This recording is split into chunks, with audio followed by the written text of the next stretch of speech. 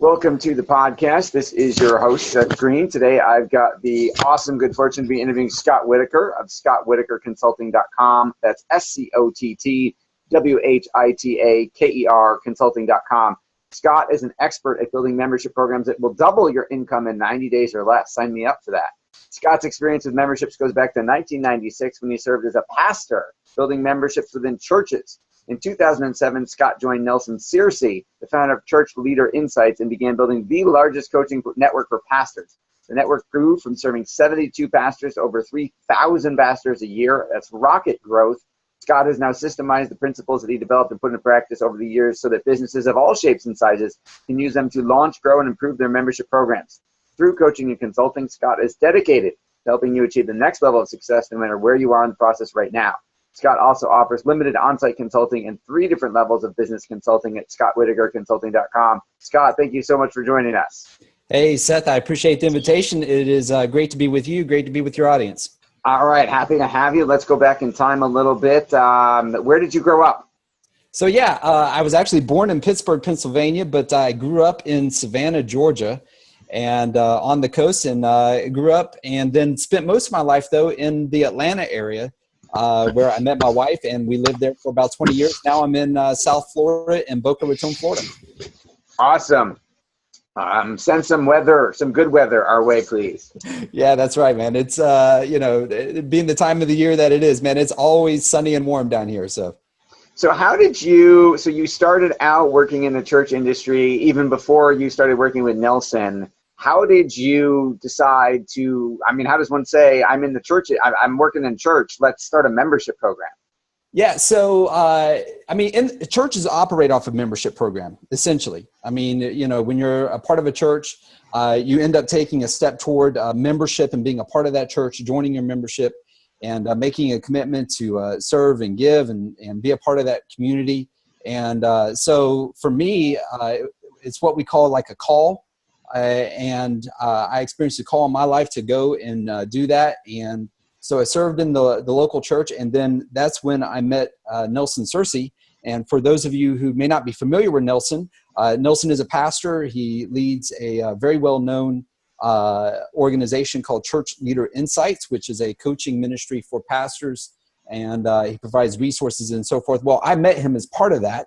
And at that time, it was a very small organization, and Nelson and I became friends, got involved, and from there we blew it up and exploded and multiplied the number of pastors we were serving through the coaching, and built that membership program in many respects in the same way that we built church membership. That is awesome. Now you talk about joining a church being a membership.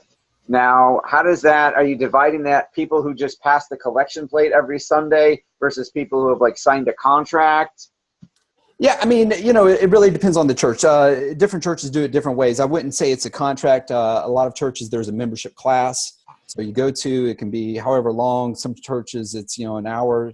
Sometimes for some churches, it's, 9 different classes to be a part of the membership there. So every church does it differently.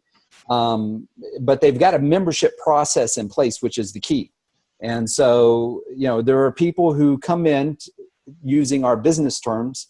There are people who come into the funnel, they attend, they're a guest at the church, and then instead of creating them as a customer within the church, that's when they join the membership of the church and they become a member of the church, rather as opposed to like in our business world, we would say, they're a customer. Absolutely. So what are some of the ways that you increase retention, increase ascension? Is there ascension in churches? How does that all work? Yeah. So, just moving a little bit away from the church world, there's parallels here, and I'm going to really draw this in for, those who are listening here in the sense of business terms. It's the funnel. So most businesses focus in on, getting that crowd, creating the prospects, and getting as many prospects as possible. And then out of that, trying to get them to become customers. And then, you and I know that's really where the business starts is, okay, you've got a customer. Now what can you do to, get a customer to become a recurring customer? Well, I would say at that point, they become you want to get them to continuity. So every business that offers a product or a resource or a service that can be offered as a recurring buying option for their customer can create some sort of continuity program, rewards program, membership program for them. So you've got your crowd, you turn them into customers, then you try to move them toward continuity, moving down the funnel. Then even after the continuity, in your continuity program, your membership program, your rewards program, whatever it is, there are always those who are super committed. So they're your, I'm going to, raving fan. I'm going to buy everything you've got. I'm going to move, you tell me what to do. I'm going to go do it because I'm getting whatever satisfaction, joy, rewards, benefit that your business creates for them. So then they become committed. And then at the very bottom of the funnel is your core. These are the people who, your business is built off of them. They're giving you the most amount of money. You're giving them the most amount of your resources, your time, your energy, in the sense of what you provide as a service. And they are at your core. Now, what I have found is that in most membership programs, that's the funnel. But there's, at the bottom of that funnel, and every funnel we know, there is that bottom hole where everybody escapes. And they go through the bottom of the funnel, and then all of a sudden we wonder where they were. They used to be in my core. They used to be highly committed. Now all of a sudden they've dropped off the face of the earth. I don't know what's going on. And that's because most businesses lack what I would say is the invert funnel. So if you took two funnels and put them together at the bottom part of the funnel, put those two bottom parts together, you would have a double funnel. And then on the back end of that, there has to be what I call this descension process within your business, so that somebody who is in your core, they finally say, you know what, I feel like I've got everything that I need from you. I've got all that I can get from what you're offering me. There has to be some way or another to move them back down to be committed, and then keep them in the continuity. And then if you can't do anything else, just keep them as a customer on an ongoing basis on some level or what, depending upon your business or your program. So there's got to be that descension process. And that's where a lot of membership programs, rewards programs, they miss out on. It's like, well, we feel like we got as much money out of them as possible. Bad way to think about it. But, I got as much as I'm going to get out of them. They got as much out of me as they're going to get. And we just let them go. And it's a bad model.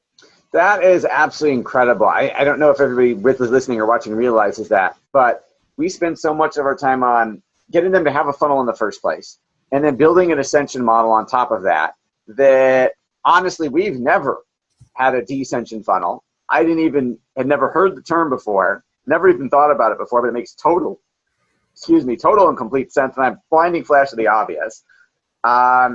So Seth, let me tell you, if you actually type the word descension in Microsoft Word or whatever program you use, you're going to get that little red squiggly line that says it's a misspelled word, because I don't know.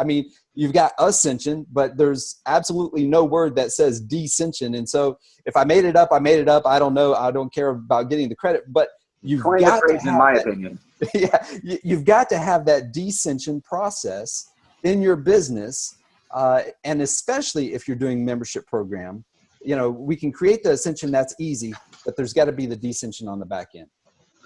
I think that is a brilliant idea. Other than not having a funnel in the first place and not having a ascension or descension model, what are some of the biggest mistakes you see entrepreneurs making when it comes to building out, membership programs? Yeah. So, for entrepreneurs, those who are creating or building membership programs, really the number one factor or mistake that I see them make is it's all about getting new members. So there's this mindset of, I need to get 25, 100, 3,000, 10,000, how many ever members you're going to get. And it makes you feel good just to say it. If you're in your business, it makes you feel good to know you've got a herd, you've got a crowd that big that is in your membership program. But it doesn't do you any good if you have 25, 100, 1,000, 3,000 members in your program, and they only stay for 1 month. Where most membership programs, business owners, entrepreneurs fail is they forget the long term. And so they get in, and on average, the average member stays with the program about 3 months. So after that third month hits, they drop out. They're immediately looking at, I've got to get more new members. And it's this constant, I've got to get more new members. It's the churn is the word for it. And instead of focusing in on, how can I get my members who are dropping out at month 3, what process can I put in place, retention system, can I put in place before month 3 so that when month 3 happens, they skip over it and they stay with me 2 to 3 more months. If you have a membership program, and just using round numbers, if you have a membership program and you have 100 people in there and 10 people are dropping out at month 3 and you're trying to focus in on getting them to stay, getting new people to come in, it is going to be a greater investment of your time, a greater return, more income, more revenue for you if you focus in on getting them to stay 1 month, 2 months, 3 months longer, because then everybody follows that system and you've broken through the barrier of 3 months and now you've pushed it to maybe 6 months. And then you put another retention system. Alongside that, what most business owners, entrepreneurs do that is a mistake is they wait until that churn happens and then they try to put a system in place. So being that month 3 is the average drop-off point, they say, well, at month 3, I need to do something. And that's the wrong thinking. Month 3 is too late. I mean, if I'm coming and I'm going to, put you in a chokehold and I put my hands around your neck to start choking you, the thing to do is before my hands even get around your neck, break away from the choke. Most are, I'm going to try to do something and they're already feeling the chokehold around their neck. And so at month 3, when they really should be putting it in place at month 2 or even at the very beginning in month 1. That is brilliant. Again, what do you wish you knew when you started that you know now? All of this. Like other than that, yeah. Right. I'll phrase it a different way. I find that we learn more from avoiding others' mistakes than we do trying to copy some of their successes. What's the biggest business adversity you've had to overcome and what'd you learn from it? Yeah, I mean, it is this, that when Nelson and I started, and it was a specific program called the Renegade Pastors Network. Great title, by the way. Yeah, it is. It was a really good title. It's something that, I is fully credited to him. I sat down with him in a hotel lobby in Southern California, and we were just trying to offer sell after sell after sell and trying to get people to buy resources from us as much as possible. And I mean, we were devaluing our resources. We were hurting our customers, and we were doing a disservice to them by not offering the membership program. And finally, I just said to Nelson, we've got to do this. And within a month, we launched it and immediately had over 250 within the first month as a founding member. Looking back on that, he and I would both agree we started too late.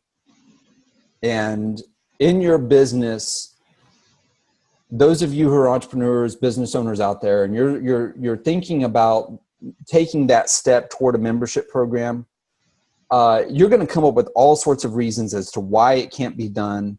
How are you going to fulfill it? Do you have the staff for it? Are you going to be able to meet the demands?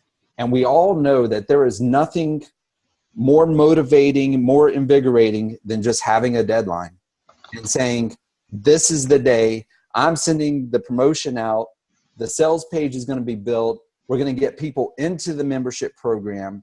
And what you're going to find out is more than likely, those people are going to be your core anyways. They've been waiting for you to build this membership program. They've been waiting. The writer downer. They've been waiting for you. I love that. Yeah, I mean, they've been waiting for you. And so they're going to be forgiving of you and not having everything together quite yet. We didn't know what we were going to do for our first newsletter. We didn't know what deliverables we were going to have. We just knew there was going to be a coaching call element with Nelson, and we were going to send them something, their first month. And we actually got people in the program paying full price the very first month. We delivered the coaching, but we actually didn't mail them anything until their month 2. So we had everything. Wow. We had a month to be able to say, okay, this is what we're going to mail them. They bought it. Now we better create it and figure it out. Yeah. Now create it, figure it out. So if you're trying to get everything perfect on the front end, yep, it's never going to happen. And I mean, even to this day, part of what I call the 6 systems of a membership program, one of those systems is the strategy system. It is, how are you going to constantly improve your membership program? And you're never going to have it perfect. There's always going to be some element that you can tweak and have that constant and never-ending improvement, going on within your membership program. Just get it started. If you need help, I'll be glad to help. That's my little as well. You should. And our folks listening and watching should absolutely get a copy of your book, Why People Quit Your Membership Program and What You Can Do About It, which you're generously giving away to everyone listening and watching for free. They've just got to pay the $5 shipping and handling. Absolutely great book. I think I dog-eared every other page, and we're using it to completely revamp our program. I didn't even know what I didn't know that I learned by reading the book. What prompted you? I'm trying to figure out the best way to phrase this. You've come so far. What do you attribute your success to? Well, I will say I attribute a lot of it to my friendship with Nelson. Nelson is very well known in our world by those who follow Dan Kennedy.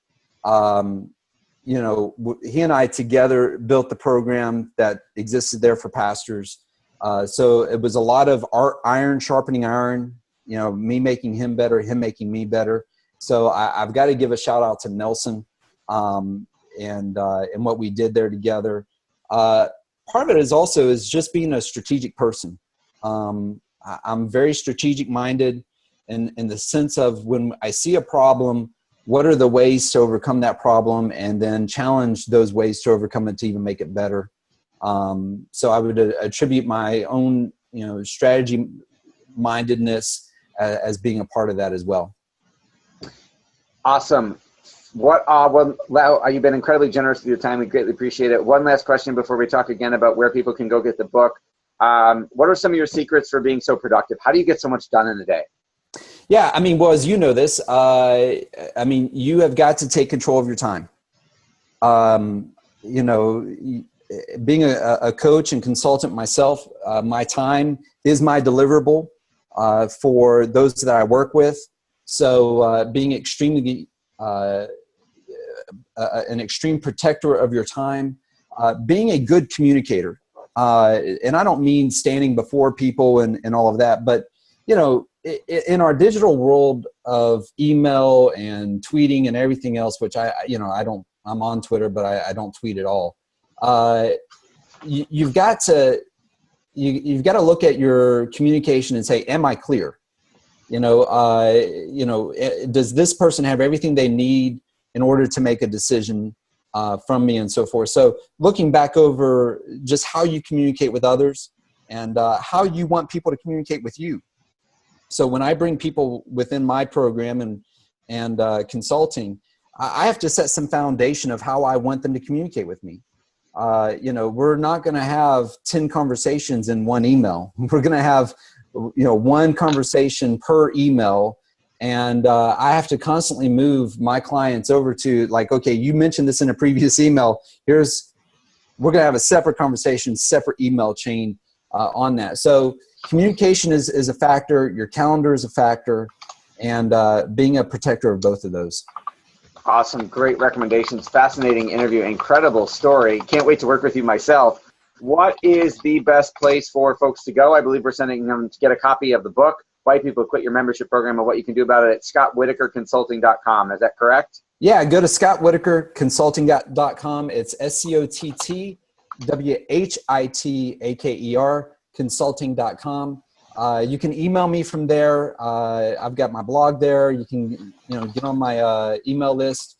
And my email list, I really do provide content so that every week. I will vouch for that. I actually print out and save and read your emails, and your newsletter, your physical print newsletter is one of the best in the industry, and it's one I actually have a binder for, saved, and refer back to.